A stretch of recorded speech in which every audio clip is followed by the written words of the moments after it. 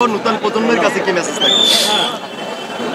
বহুদলীয় স্বাধীনতার প্রবক্তা আমাদের, যিনি স্বাধীনতা ঘোষণার মাধ্যমে এ দেশ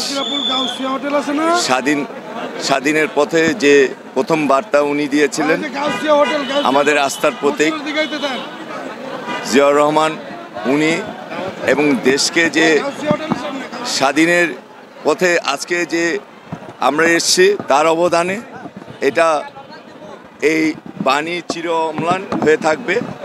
আমরা দেশে যে আপামর জনগণ জাতীয়তাবাদী আদর্শে বিশ্বাসী, আমরা বিগত 17 বছর ফ্যাসিবাদের যে জঞ্জালে পড়েছিলাম, আবারও আমরা 5ই আগস্টের মাধ্যমে আমরা দেশকে একটি স্বাধীনের জায়গা নিয়ে এসেছি।